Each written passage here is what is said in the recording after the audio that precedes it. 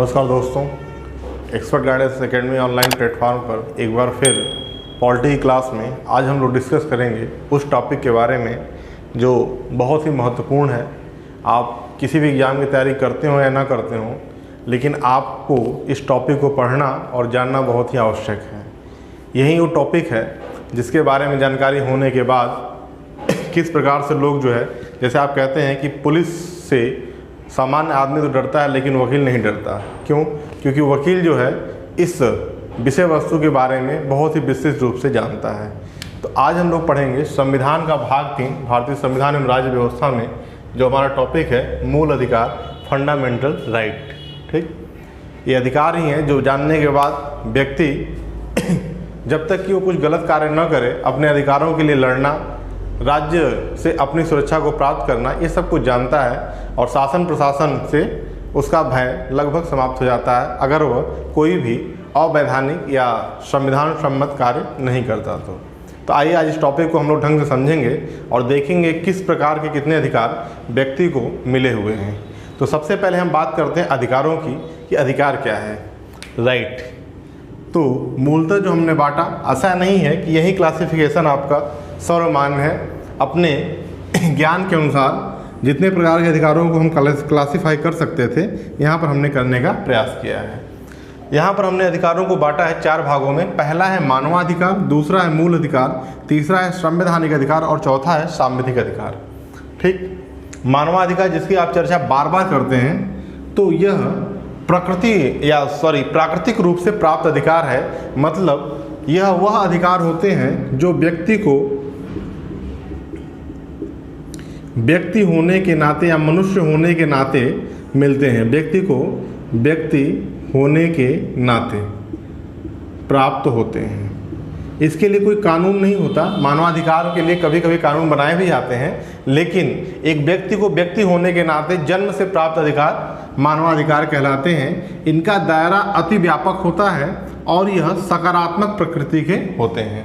ऐसा इसके बारे में बात की जाती है मानवाधिकारों के बारे में कि इनका जो दायरा होता है वो क्या होता है, अति व्यापक होता है। मतलब कि जो कुछ भी आपको लगता है कि होना चाहिए वह सब कुछ, जैसे आपको कई बार लगता है ना कि इस व्यक्ति को ये चीज़ होनी चाहिए, तो वह उसका मानवाधिकार। जैसे आप सोचते हैं या आप कहते हैं कि कोई भी व्यक्ति भूखा न रहे, यानी भोजन प्राप्त करना उसका क्या है, अधिकार है।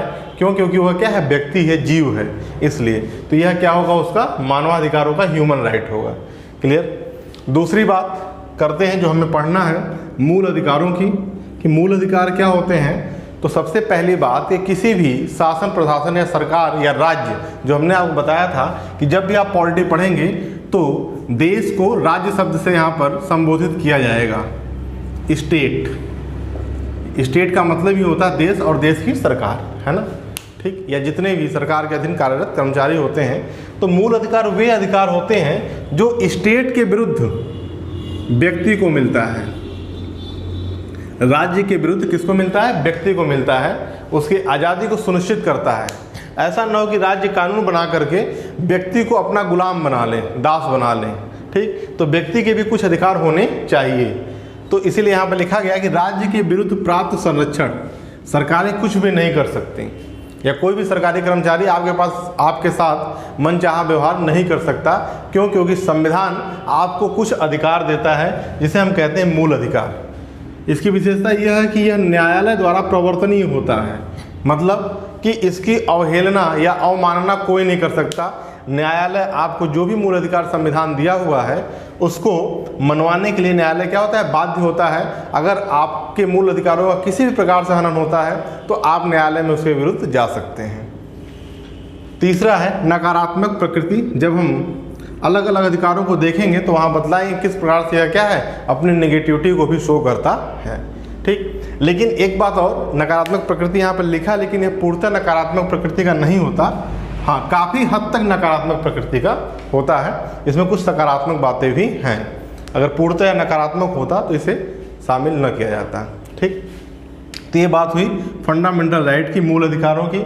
मूल अधिकार व्यक्ति के भौतिक और नैतिक विकास को सुनिश्चित करता है। भौतिक विकास में आर्थिक, राजनीतिक और सामाजिक ये तीनों चीज़ें आती हैं। तो आर्थिक, राजनीतिक और सामाजिक विकास के लिए व्यक्ति का मस्तिष्क स्वतंत्र होना चाहिए, एक स्वतंत्र वातावरण में उसका विकास होना चाहिए। इसीलिए राज्य या संविधान जो है व्यक्ति को मूल अधिकार देता है। भारत के जो संविधान है उसमें भाग 3, अगर हम संविधान की बात करें तो पार्ट 3 में अनुच्छेद 12 से लेकर 35 तक, आर्टिकल 12 to 35 तक जो है आपका मूल अधिकारों के बारे में चर्चा की गई है, उसी को हम लोग आज पढ़ेंगे। इसके बाद है संवैधानिक अधिकार। ठीक, तो कुछ ऐसे भी अधिकार हैं जो मूल अधिकार तो नहीं है लेकिन वो संवैधानिक अधिकार है, संविधान में उसकी चर्चा की गई है। फॉर एग्जाम्पल आप समझ सकते हैं यहाँ पर कि एक था संपत्ति का अधिकार। ठीक, अगर जब संविधान हमारा लागू हुआ तो उस समय मूल अधिकार जो थे वो 7 थे, वर्तमान समय में 6 हैं, अभी उसकी चर्चा हम आगे करेंगे। तो जो 7वां अधिकार था संपत्ति का अधिकार, उसे मूल अधिकारों से हटा करके संविधान में रखा गया है, अनुच्छेद 300 में है, 300 में, पार्ट 12 में, 12 में, भाग 12 में, अनुच्छेद 300 में ये रखा गया। ठीक, कौन सा अधिकार? संपत्ति का अधिकार। तो संपत्ति का अधिकार मूल अधिकार नहीं है लेकिन वह संवैधानिक अधिकार है क्योंकि संविधान में उसकी चर्चा की गई है। संपत्ति के अधिकार की चर्चा कहाँ की गई है? संविधान में की गई है, तो संवैधानिक अधिकार है, लेकिन वह मूल अधिकार नहीं है, मतलब वह न्यायालय द्वारा प्रवर्तनीय नहीं होगा। ठीक, ऐसा नहीं किसी की संपत्ति के अधिकार का हनन अगर खुद राज्य करती है तो वह सीधे कोर्ट में चला जाए, है ना। ठीक, तो इसलिए इस संवैधानिक अधिकार और मूल अधिकार का अंतर है ना। मूल अधिकारों को प्रवर्तनीय, न्यायालय द्वारा प्रवर्तनीय कराने के लिए अलग अलग से क्या है, अनुच्छेद बनाए गए हैं। एक अनुच्छेद तो आर्टिकल 32 इसी में आता है। ठीक, जिसके कारण आपके जो सबसे सुप्रीम न्यायालय है यानी कि माननीय सर्वोच्च न्यायालय उसको अधिकार देता है कि वह किसी भी व्यक्ति के यदि मूल अधिकारों का हनन होता है तो राज्य के खिलाफ अपने शक्ति का प्रयोग करें। ठीक, तो ये रहा संवैधानिक अधिकार। इसी तरीके से कुछ लीगल राइट होते हैं, सांविधिक अधिकार, जो संसद के द्वारा कानून या विनियम मतलब नियम बना करके व्यक्ति को दिए जाते हैं, उन्हें हम बोलते हैं लीगल राइट यानी कि सांविधिक अधिकार। ठीक, जो सामान्य विधेयक के या सामान्य विधियों के माध्यम से आपको प्राप्त होते हैं। ठीक, इसको कानूनी अधिकार भी कहते हैं। तो बेसिक स्तर पे ये आपको जानना बहुत ज़रूरी है, सामान्य किताबों में ये चीज़ें नहीं मिलती हैं और यहाँ से प्रश्न पूछे गए हैं। संपत्ति का अधिकार, उससे संबंधित 4 स्टेटमेंट दिया जिसमें दिया कि यह एक संवैधानिक अधिकार है। इस पर कई लोगों ने गलत मार दिया था, वो सही था क्योंकि वो संविधान में उसकी चर्चा की गई है। ये अलग बात है कि मूल अधिकारों की सूची से वह भी क्या है, गायब है। एक बार ऐसे ही आप इसको फ्लो चार्ट के रूप में नोट कर लें, फिर हम मूल अधिकारों की चर्चा करेंगे। आइए देखते हैं जो फंडामेंटल राइट है, मूल अधिकार है, वो है क्या। ठीक, तो पहले यहाँ पे लिखा हुआ है। अच्छा, एक बात और, फंडामेंटल राइट यानी कि मौलिक या मूल अधिकार एक ही चीज़ है। तो मौलिक और मूल शब्दों में आप अंतर नहीं करेंगे, दोनों एक ही चीज़ है। यहाँ कन्फ्यूजन कोई नहीं होना चाहिए, है ना। इसलिए हमने ऑब्लिक करके दोनों चीज़ों को लिख दिया, दोनों एक ही चीज़ है। क्या है मूल अधिकार?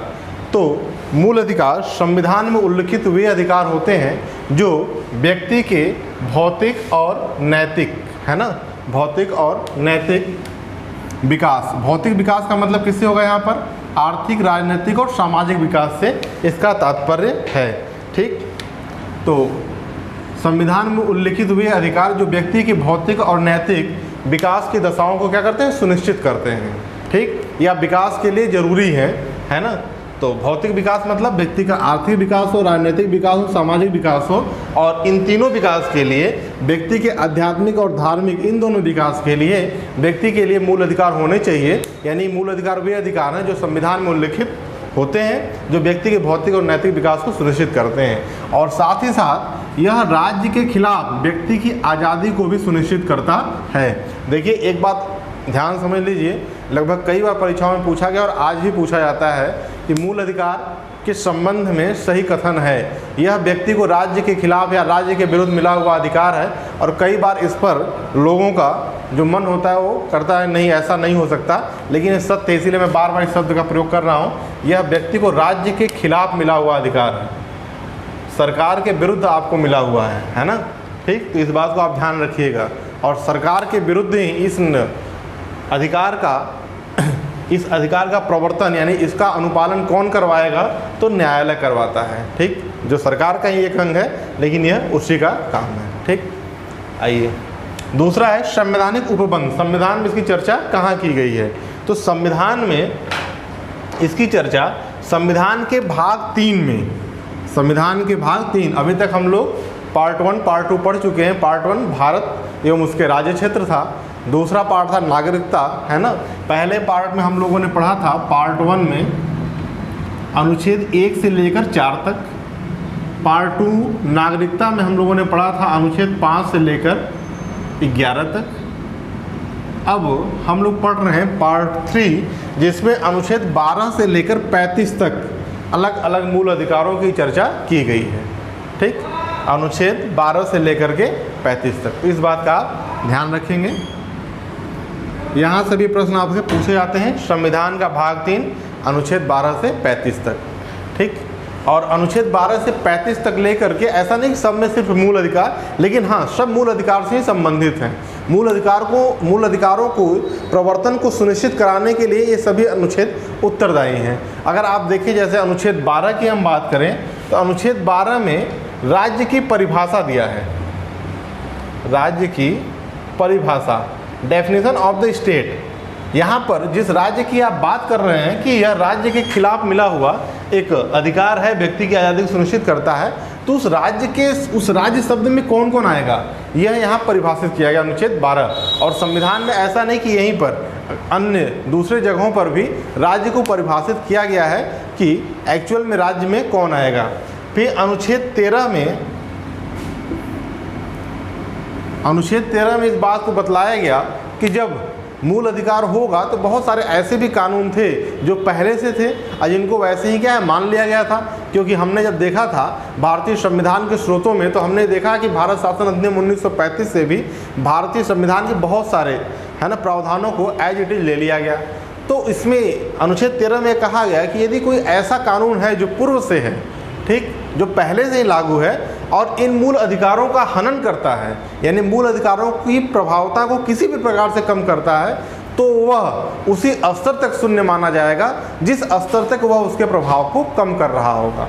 मतलब कि ऐसा कोई भी कानून, मोटा मोटा आप समझ लें, ऐसा कोई भी कानून जो इन मूल अधिकारों का हनन करेगा, मूल अधिकारों का प्रभाव कम करेगा, उस कानून को अमान्य घोषित कर दिया जाएगा। ठीक, फिर संविधान के लागू होने के बाद भी यदि विधायिका कोई ऐसी विधि बनाती है, कोई ऐसा कानून बनाती है, ठीक, जो मूल अधिकारों का विरोध करता है, तो वह जिस स्तर तक, यहाँ पर है देखिए, है ना, पूरे कानून को शून्य नहीं घोषित किया जाता, लेकिन वह पार्ट जो मूल अधिकारों का हनन करता है और जिस स्तर तक करता है उस स्तर तक उसको हम लोग शून्य मान लेते हैं। ठीक, जो आपको मूल अधिकार मिले होंगे, जिसकी चर्चा अभी हम आगे करेंगे, यदि कोई कानून बना करके संसद या विधायिका कुछ ऐसा ले आती है जो मूल अधिकारों का उल्लंघन करता है, तो जिस स्तर तक वह उल्लंघन होगा उस स्तर तक हम उस कानून को शून्य मानेंगे, है ना। ऐसा प्रावधान इसमें किया गया। ठीक, फिर आगे दिया गया कि जो संविधान में संशोधन है अनुच्छेद 368 के तहत क्या मूल अधिकारों को भी संशोधित किया जा सकता है। ठीक, क्या ये जो विधि की बात की जा रही है क्या उसमें अंतर्गत आता है, तो उसमें बहुत सारे डिबेट होंगे, बहुत सारे केस होंगे, और उसी केस से संबंधित एक केस होगा केशवानंद भारती का केस, जिसको अभी हम लोग देखेंगे। तो यहाँ तक आप नोट कर लें, इसके बाद हम लोग देखते हैं, है ना। तो अनुच्छेद 13 में है। फिर और मैं आपको बता देता हूँ, अनुच्छेद 14 की अगर हम बात करें तो वहाँ से आपके आर्टिकल में शुरू हो जाता है मूल अधिकार। तो अनुच्छेद 14 में जैसे व्यक्ति को मिला हुआ समता का अधिकार का पहला प्रायोजन अनुच्छेद 14 में देखने को मिलता है। तो पहले आप यहाँ तक एक बार नोट कर लें, फिर आगे चलते हैं। आइए देखते हैं संविधान में वर्णित मूल अधिकार, है ना। तो वर्तमान समय में संविधान में जो वर्णित मूल अधिकार वो कितने हैं, 6 हैं। इसके पहले कितने थे, 7 थे। ठीक, एक जो मूल अधिकार था आपका संपत्ति का अधिकार, इसको जो है संविधान संशोधन के द्वारा हटा दिया गया, और इसमें इससे संबंधित जो अनुच्छेद थे संपत्ति के अधिकार से, वो 19(1)(f) और अनुच्छेद 31, ये दोनों अनुच्छेद संविधान के मूल अधिकारों से हटा दिया गया, और इसको जो है वर्तमान समय में संविधान के ही भाग 12 में आर्टिकल 300 के अंतर्गत रखा गया है एक कानूनी अधिकार के रूप में। ठीक, तो संविधान का मूल संपत्ति का अधिकार जो था वह संवैधानिक अधिकार अभी भी है, लेकिन मूल अधिकार न होकर क्या है, एक सिर्फ और सिर्फ कानूनी अधिकार के रूप में वह रह गया है। ठीक, इस बात का आप ध्यान रखेंगे। कौन कौन से हटाए गए संपत्ति अधिकार के लिए? 91F और 31 भाग 12 आर्टिकल 300A अनुच्छेद 300A के तहत अब इसे जो है एक कानूनी अधिकार रह गया है यह। ठीक, संविधान में अभी भी इसकी चर्चा है भाग 12 के अनुच्छेद 300A में, लेकिन मूल अधिकारों में अब इसको हटा दिया गया है। ठीक, तो इसका आप ध्यान रखेंगे। आइए बाकी चर्चा करते हैं। जो 6 अधिकार मिले हुए हैं यहाँ पर, अभी फ़िलहाल 4 मौलिक अधिकार लिखे हुए हैं, इसके बाद बाकी अन्य 2 की हम चर्चा करेंगे। पहला है हमारा समानता का अधिकार। ठीक, समानता का अधिकार, राइट ऑफ इक्विटी, है ना। ठीक, तो इसमें देखिए जो पहला अधिकार है समानता का अधिकार, इसमें हमारे 14 से लेकर 18 तक 5 अनुच्छेद हैं, 14 से लेकर 18 तक। पहला अनुच्छेद बताता है 14वां, विधि के समक्ष समानता का अधिकार। यह कहता है कि विधि जो होगी वह सभी व्यक्तियों के लिए क्या होगी? समान होगी। किसी भी व्यक्ति के आर्थिक स्थिति या उसके सामाजिक स्थिति के अनुसार विधि अलग अलग नहीं होगी, है ना। ठीक, समानता का, अगर विधि के समक्ष समानता के अधिकार को हम देखें तो इसके भी कई सारे पहलू हैं। एक है कि विधि के समान सभी क्या होंगे? विधि के समक्ष सभी समान होंगे।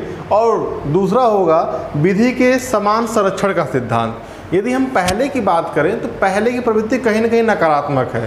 ठीक, थोड़ा सा इसको समझेंगे यहीं पर। जैसे कहता है कि विधि के समक्ष सभी समान होंगे, अगर इस बात को हम लें तो कहने का मतलब कि एक अमीर व्यक्ति हो, एक गरीब व्यक्ति हो, सभी को न्याय पाने के लिए उसी प्रोसेस से ही गुजरना पड़ेगा।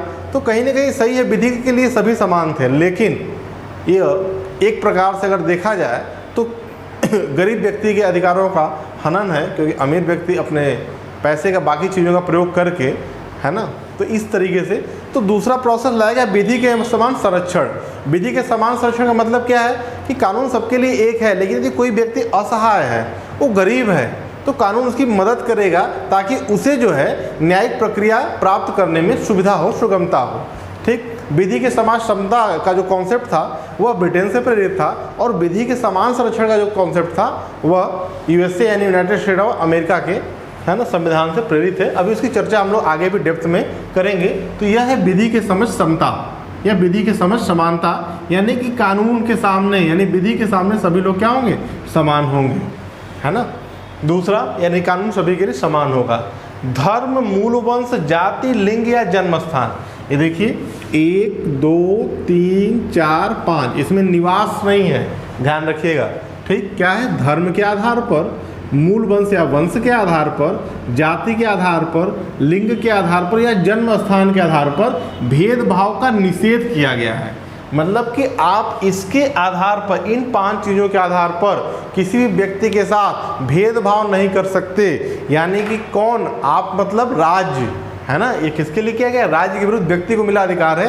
यानी राज्य इन 5 चीज़ों के आधार पर किसी भी व्यक्ति के साथ भेदभाव नहीं करेगा। ऐसी बात अनुच्छेद 15 समानता के अधिकार के अंतर्गत कही गई है। ठीक, 16वां है लोक नियोजन में अवसर की समानता। लोक नियोजन का मतलब क्या है? लोक का मतलब लोक, और लोक का मतलब पब्लिक, यानी कि सार्वजनिक, है ना। तो जो सरकारी नौकरी जिसे आप कहते हैं, ऐसा कोई अगर उसमें क्या है, सरकारी नौकरी कोई व्यवस्था है, तो उसमें सभी को अवसर मिलना चाहिए, अवसर की समानता होना चाहिए। मतलब कि सभी लोग उसका फॉर्म भर सकें, है ना, सभी लोग उसमें अप्लाई कर सकें, सभी लोग उस नौकरी को प्राप्त करने के लिए अपना प्रयास कर सकें, है ना। तो इसे कहा जाता है लोक नियोजन में अवसर की समानता। ठीक, 7वां है अस्पृश्यता का अंत। ठीक, इसे कहा जाता है अनटचेबिलिटी, यानी कि छुआछूत, है ना। 17वां अनुच्छेद 17 के अंतर्गत है अस्पृश्यता। देखिए, देश को आज़ाद हुए 1947 में देश आपका आज़ाद हो गया। ठीक, और इसके पहले भी आप देखिए इतिहास में बहुत कुछ हमें पढ़ाया जाता है। एक दूसरा जो पूरा प्रोसेस है इतिहास लिखने का, उसके अंतर्गत भारत के स्वर्णिम इतिहास की चर्चा की जाती है। लेकिन ये एक चीज़ जो है छुआछूत, जो वर्तमान समय तक आपको देखने को मिल जाएगा, अनटचेबिलिटी, है ना। और ये बहुत बड़ी समस्या रही। मतलब किसी भी व्यक्ति को उसके जाति के आधार पर या धर्म के आधार पर, है ना, उससे भेदभाव करना कि तुम्हारा छुआ हुआ पानी नहीं पिएंगे, तुम हमारे साथ बैठ नहीं सकते, उठ नहीं सकते, इस टाइप की चीज़ें। तो इसको भी ख़त्म करना था, क्योंकि यह भी कहीं ना कहीं समाज में असमानता को बढ़ाता था, समानता का विरोध करता था। तो अस्पृश्यता का अंत है ना, छुआछूत की भावना को समाप्त करना। ठीक। और 18वां है उपाधियों का अंत। उपाधियों का अंत मतलब कोई व्यक्ति समाज में विशिष्ट नहीं होगा, वो कोई तमगा लेकर टाइटल लेकर नहीं चलेगा, जैसे महाराज है ना, खान, ऐसा कुछ जो होता था, नवाब साहब। ठीक। तो ये सब उपाधियां जो होती थी, जो किसी को विशिष्ट और किसी को सामान्य का बोध कराती थी, इनका भी अंत किया जाएगा। ठीक। तो इस तरह से समानता का अधिकार व्यक्ति को प्राप्त हुआ राज्य के खिलाफ, है ना, अनुच्छेद 14 से लेकर के 18 तक। ये पहला रहा मौलिक अधिकार। दूसरा है स्वतंत्रता का अधिकार, राइट ऑफ लिबर्टी, है ना। ठीक। इसके अंतर्गत वाक एवं अभिव्यक्ति की स्वतंत्रता, व्यक्ति को सोचने और अपने विचारों का प्रदर्शन करने की स्वतंत्रता प्राप्त की गई, मतलब दी गई, है ना। यानी इसी वाक एवं अभिव्यक्ति की स्वतंत्रता के तहत ही व्यक्ति सरकार की नीतियों की, सरकार की आलोचना करता है, और यह उसका क्या है, अधिकार है। ठीक। आलोचना, प्रशंसा कुछ भी कर सकता है, मतलब वो अपने विचारों को प्रस्तुत कर सकता है, उसे ऐसा करने से कोई रोक नहीं सकता। कोई भी कानून, कोई भी सरकार व्यक्ति को कुछ कहने से, अपने विचारों को प्रदर्शित करने से रोक नहीं सकती। 20वां है अपराधों के लिए दोष सिद्धि के संबंध में संरक्षण। ठीक। पुलिस जैसे नहीं वैसे, जिसको चाहे वैसे कोई भी आरोप नहीं लगा सकती। आपको ये जानने का अधिकार है कि आपको किस जुर्म में गिरफ्तार किया जा रहा है। ठीक है। इन सब चीज़ों से संबंधित जो प्रावधान था गिरफ्तारी के बाद, हालांकि वो इसमें आएगा, गिरफ्तारी और निरोध से संरक्षण, है ना। अपराध के दोष सिद्धि के संबंध में कहने का मतलब ये है कि यहाँ पर व्यक्ति को पहली बात तो ये जानने का पूरा अधिकार है कि उसे किस जुर्म में गिरफ्तार किया जा रहा है। दूसरी बात, अपनी संरक्षण के लिए, अपनी सुविधा के लिए उसे वकील यानी कि लायर रखने की पूरी स्वतंत्रता होती है ना। वह उन सभी न्यायिक प्रक्रियाओं को पालन करने के लिए उसको सारी व्यवस्थाएं प्रदान की जाती है। इस प्रकार का यहाँ पर प्रावधान किया गया है, यानी अपराधों के लिए दोष सिद्धि के संबंध में संरक्षण है। ठीक। और आगे चल कर देखेंगे आर्टिकल 22 में, अभी ये बचा हुआ 21 बताते हैं, पहले इसी संबंधित देख लीजिए। गिरफ्तारी और निरोध में संरक्षण, यहाँ पर प्रावधान किया है, यदि किसी व्यक्ति को गिरफ्तार किया जाए तो 24 घंटे के अंदर उसे मजिस्ट्रेट के सामने प्रस्तुत किया जाए। ठीक। इसीलिए आप देखिए पुलिस जब आपको 2-3 दिन लॉकअप में रख लेती है, 3-4 दिन, है ना, तो गिरफ्तारी कब दिखाते हैं, जब वो मजिस्ट्रेट सामने पेश करते हैं उसके 24 घंटा पहले। अब यह सारी बातें देखिए एक वकील जानता है ना, सामान्य व्यक्ति तो ये जानता नहीं, और जानता भी होगा तो पुलिस ये नहीं जानती कि ये बातें जानता है, इसीलिए पुलिस इन अधिकारों का दुरुपयोग करती है। अगर आपको ये अधिकार मालूम होगा तो आप ऐसा कोई भी एविडेंस मजिस्ट्रेट सामने प्रस्तुत कर दें तो पहले पुलिस की पहली ही बात खारिज हो जाएगी। अगर आपको 3-4 दिन से लॉकअप में रखा गया है, टॉर्चर किया गया है, ऐसा कुछ, है ना, तो ये अधिकार जानना बहुत जरूरी है।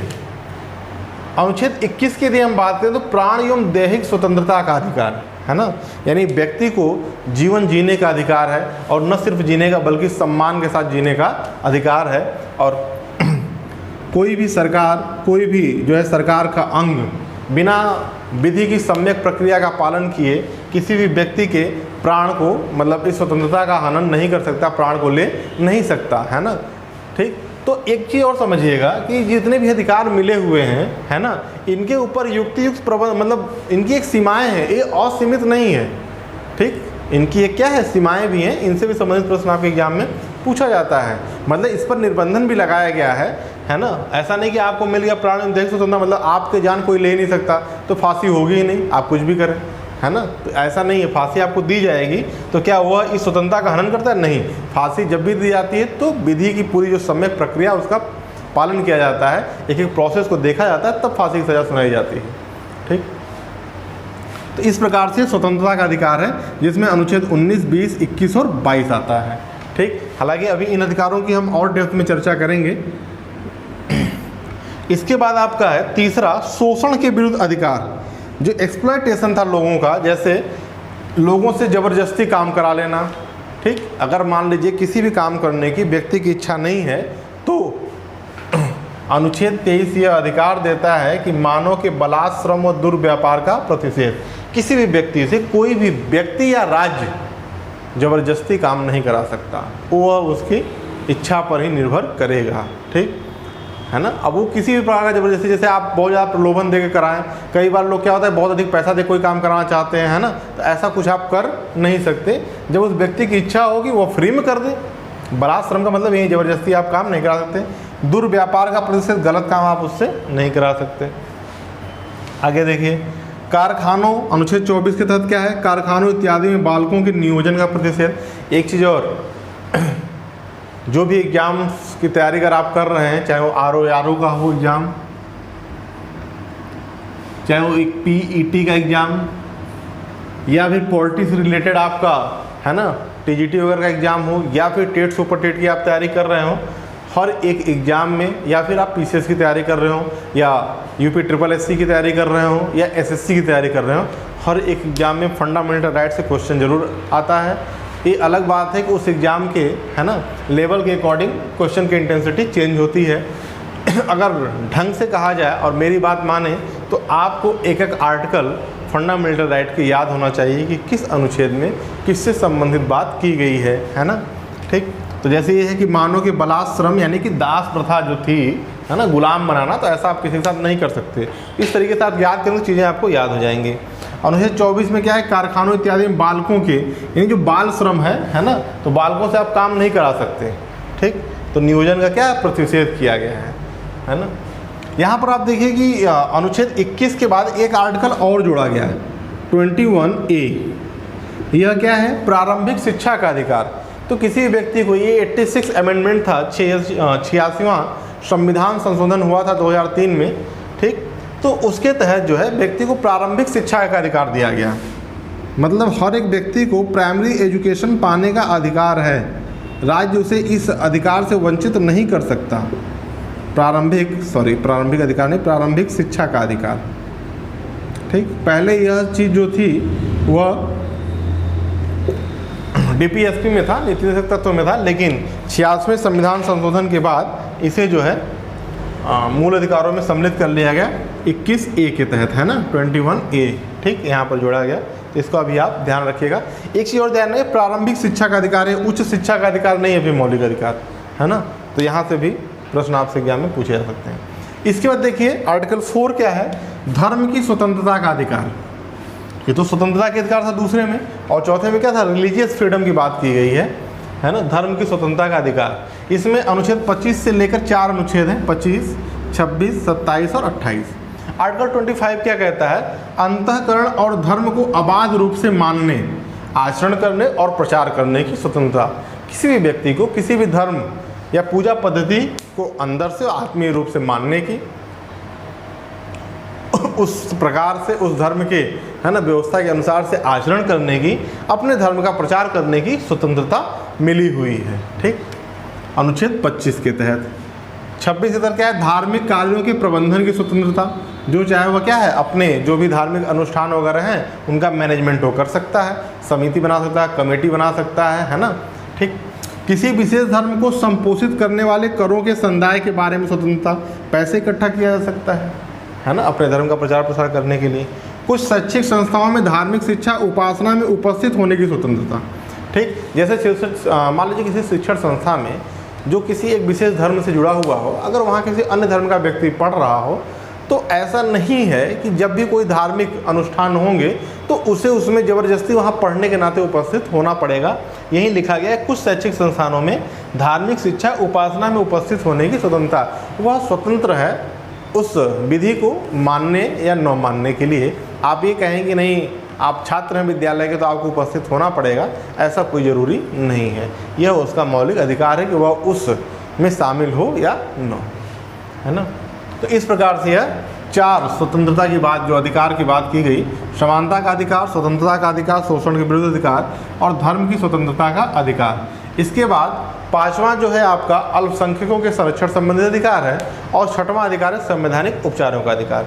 तो यहाँ तक आप नोट कर लें, तो फिर उन दोनों को भी हम लोग डिस्कस करते हैं। आइए 5वां मौलिक अधिकार देखते हैं, सांस्कृतिक एवं शैक्षिक अधिकार। तो इसमें देखिए अल्पसंख्यक वर्ग के हितों की बात की गई अनुच्छेद 29 के तहत। अल्पसंख्यक वर्ग के हितों का संरक्षण, कि जो माइनॉरिटी क्लास है ना, किसी भी देश में 2 प्रकार की जनसंख्या पॉपुलेशन होती है, एक वह वर्ग जिसकी पॉपुलेशन क्या हो, ज़्यादा हो, और दूसरा वह वर्ग जिसकी पॉपुलेशन क्या हो, कम हो, उसे हम लोग क्या बोलते हैं, अल्पसंख्यक। यानी जो संख्या के आधार पर क्या हो, कम हो, है ना। तो जैसे आपके देश में अगर आप देखें तो अल्पसंख्यक यानी माइनॉरिटी में मुस्लिम, सिख, ठीक, इसके बाद ईसाई, और पारसी। या बाकी जो आपका जैन और बौद्ध उनको हिंदू धर्मी में ही मतलब समाहित कर लिया जाता है। इस तरीके से ये लोग क्या है, माइनॉरिटी क्लास में आते हैं, है ना। तो इनके हितों के संरक्षण की बात की गई। शिक्षा संस्थाओं की स्थापना, प्रशासन करने का अल्पसंख्यक वर्गों का अधिकार है ना, जो मदरसे वगैरह चलाए जाते हैं उनके संबंध की बात की गई। यानी कुल मिलाकर के 29 और 30 अल्पसंख्यक वर्ग के, है ना, संरक्षण की बात करता है, उन्हीं के संबंध में है। ठीक, पहला उनके हित का, दूसरे उनके सांस्कृतिक और शिक्षा से संबंधित जो चीज़ें उनका प्रावधान करता है।